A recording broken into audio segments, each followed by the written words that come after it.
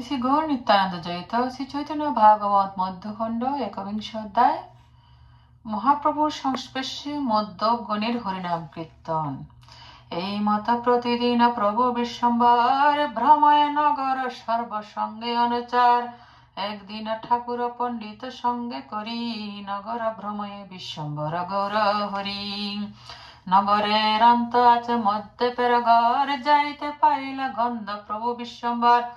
মধ্যগন্ধে বারণীর হইল শরণ, বলরাম বাপ হইল শশিরনন্দন। বাজ্যপা সরিয়া প্রভু করে অহংকার, উঠ গিয়া শিবাসরে বলে বারবার।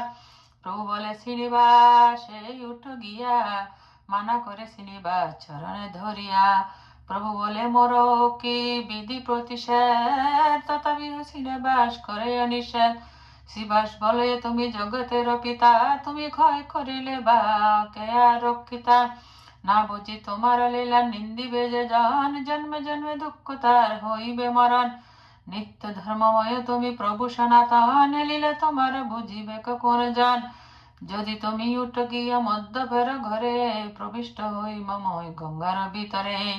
ভক্তর সংকল্প প্রভু না করে লঙ্ঘন, হাসে প্রভু শিবাসের শুনিয়া বচন।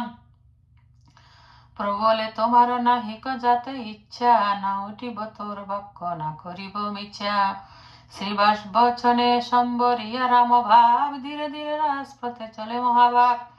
মদ্যপানে মত্ত সভা ঠাকুরে দেখিয়া, হরি হরি বলে সব ডাকিয়া ডাকিয়া। কেহ বলে ভালো ভালো নিমাই পণ্ডিত, ভালো ভাব লাগে ভালো গায় নাটগীত। হরি হরি হাতে তেয়ালি দিয়া কেহ নাচে, উল্লাসে মধ্যমগন যায় তান পাচে। হরি বল জয় নারায়ণ, বলিয়া আনন্দ নাচে মধ্যপরগণ। মহাহরি ধ্বনি করে মধ্যপরগণে, এই মত হয় বিষ্ণু বৈষ্ণব দর্শনে। মধ্যবের শ্রেষ্ঠ দেখি বিশ্বম্বর হাসে, আনন্দে শিবাস কান্দে দেখি পরকাশে। মধ্যব সুখ পায় চৈতন্য দেখিয়া, একলে নিন্দয়া পাপী সন্ন্যাসী দেখিয়া। চৈতন্য চন্দ্রের যশে যার মনে দুঃখ, কোন জন্মে আশ্রমে নাহিক তার সুখ। যে দেখিল চৈতন্য চন্দ্রের অবতার, হোক মধ্যপ তবু তারে নমস্কার। মধ্যপরে শুভ দৃষ্টি করে বিশ্বম্বর, নিজাবেশে ভ্রমে প্রভু নগরে নগর। শিবার চরণে দেবানন্দের অপরাধ, এবং ভক্ত অবমাননাকারী দেবানন্দকে প্রভুর তিরস্কার। কত দূরে দেখিয়া পণ্ডিত দেবানন্দ, মহাক্রোধে প্রভু তারে বলে গৌরচন্দ্র। দেবানন্দ পণ্ডিতের শিবাসের স্থানে, পূর্ব অপরাধ আছে তাহা হইল মনে। সে সময়ে নাহি কিছু প্রভুর প্রকাশ, প্রেম শূন্য জগতে দুঃখিত সব দাস। যদি বা পড়াইয়া কেহ গীতা ভাগবত, তথাপি না শুনে কেহ ভক্তি অভিমত।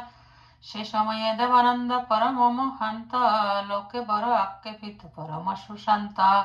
ভাগবত অধ্যাপনা করে নিরন্তর, কুমার সন্ন্যাসীর প্রায় ব্রতধর। দৈবে একদিন গে তথা গেল শ্রীনিবাস, ভাগবত শুনিতে করিয়া অভিলাষ। অক্ষরে অক্ষরে ভাগবত প্রেমময়, শুনিয়া দ্রবিল শ্রীবাসের হৃদয়।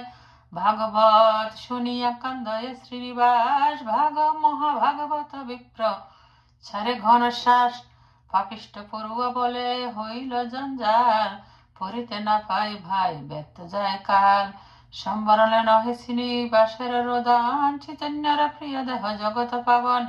পাপিষ্ঠ পড়ুয়া সব যুগতি করিয়া, বাহির এরিল লইয়া শিবাসে টানিয়া। দেবানন্দ পণ্ডিত না কইল নিবারণ, গুরু যত ভক্তি শূন্য যত শিষ্যগণ। বাহ্য পায় দুঃখতে শিবাস গেল ঘর, তাহা সব জানে অন্তর্যামী বিশ্বম্বর। দেবানন্দ দর্শনে হইল শরণ, ক্রোধ মুখে বলে প্রভু সুশ্রীনন্দন। অয়ে অয়ে দেবানন্দ বলি যে তোমারে, তুমি এবে ভাগবত পড়াও সবারে।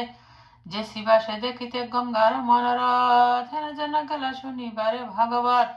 কোন অপরাধে তানে শিষ্য হাতাইয়া, বাড়ির বাহিরে লইয়া হেরিল টানিয়া। ভাগবত শুনিতে যে কান্দে কৃষ্ণ রসে, টানিয়া ফেলিতে কি তাহার যোগ্য আসে। বুঝিলাম তুমি সে পড়াও ভাগবত, কোন জন্মে না যেন গ্রন্থ অভিমত।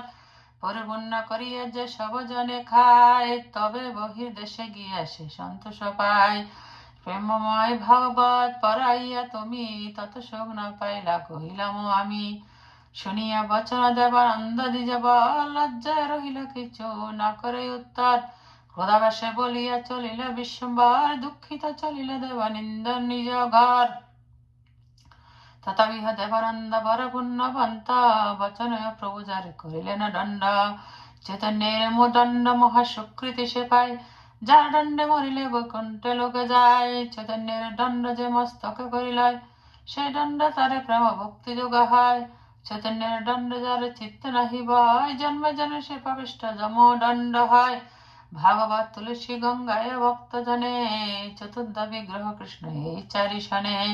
জীবন নাশ করিলে শ্রীমূর্তি পূজ্য হয়, জন্মতে চারি ঈশ্বর বেদকায়। চৈতন্য কথার আদি অন্ত নাহি জানি, যে তে মতে চৈতন্যের যশ সেবা কানি। চৈতন্য দাসের পায়ে মর নমস্কার, এতে অপরাধ কিছু নহুক আমার। মধ্যখণ্ড কথা যেন অমৃতের খণ্ড, যে কথা শুনিলে গুচায় অন্তর পাষণ্ড।